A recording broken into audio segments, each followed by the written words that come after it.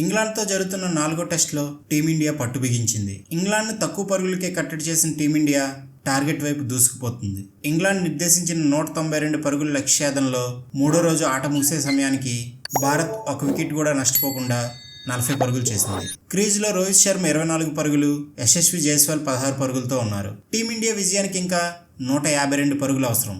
ఇంకా ఆట 2 రోజుల సమయం మిగిలింది. దీంతో ఈ టెస్ట్ ఖచ్చితంగా రిజల్ట్ వస్తుంది. 4వ రోజు స్టార్టింగ్లో ఇండియా వికెట్లు కోల్పోకపోతే చేజింగ్ ఈజీ అవుతుంది.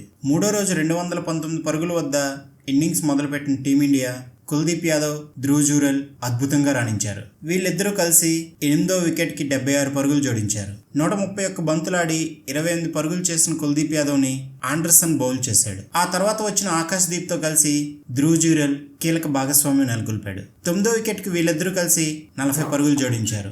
వరుసగా 2వ టెస్టులో కూడా ధ్రువ్ జురెల్ బ్యాటింగ్లో తన మార్పును చూపించాడు. 3వ టెస్టులో 46 పరుగులు చేసిన ధ్రువ్ జురెల్ 4వ టెస్టులో కూడా 90 పరుగులు చేశాడు. హార్ట్లీ బౌలింగ్లో 307 పరుగుల వద్ద ధ్రువ్ జురెల్ బౌల్డ్ అయ్యాడు.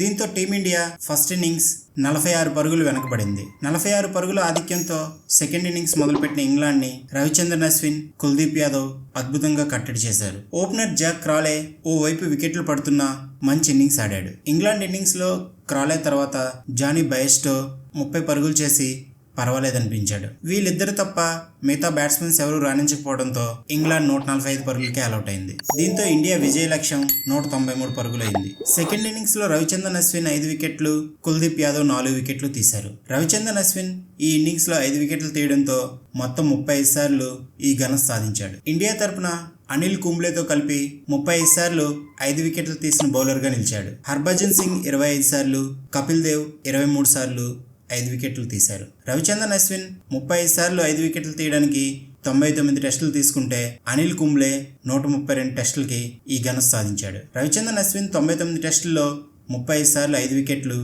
24 సార్లు 4 వికెట్లు, బ్యాటింగ్లో 5 సెంచరీలు, 14 హాఫ్ సెంచరీలు చేశాడు. 193 పరుగుల విజయ లక్ష్యంతో బ్యాటింగ్ దిగిన టీమిండియా ఓపెనర్స్ వికెట్ కోల్పోకుండా 40 పరుగులు జోడించారు. రోహిత్ శర్మ 4 ఫోర్లతో 24 పరుగులు సాధించాడు. యశస్వి జైస్వాల్ ఒక 4 కొట్టి 16 పరుగులతో నాట్అవుట్గా ఉన్నాడు. రోహిత్ శర్మ ఈ ఇన్నింగ్స్లో 11 పరుగులు చేసి ఇంగ్లాండ్పై టెస్టుల్లో 1000 పరుగులు పూర్తి చేసుకున్నాడు. అలాగే టెస్టుల్లో 4000 పరుగులు దాటాడు. రోహిత్ శర్మ వన్డేల్లో ఇప్పటి వరకు 10,709 పరుగులు, టెస్టుల్లో 4000 పరుగులు, టీ20లో 3,974 పరుగులు సాధించాడు. టీమిండియా స్టార్టింగ్లో వికెట్లు కోల్పోకుండా ఇంగ్లాండ్ బౌలర్ని అడ్డుకోగలిగితే ఈ మ్యాచ్లో విజయం నల్లేరుపై నడక అవుతుంది. దాంతో సిరీస్ కూడా ఇండియా వశం అవుతుంది. ఈ వీడియో మీకు నచ్చినట్లయితే ప్లీజ్ లైక్ చేయండి, షేర్ చేయండి. ఈ ఛానల్ మీరు మొదటిసారి చూసినట్లయితే ప్లీజ్ సబ్స్క్రైబ్ చేసుకొని ఎంకరేజ్ చేయండి. Thank you.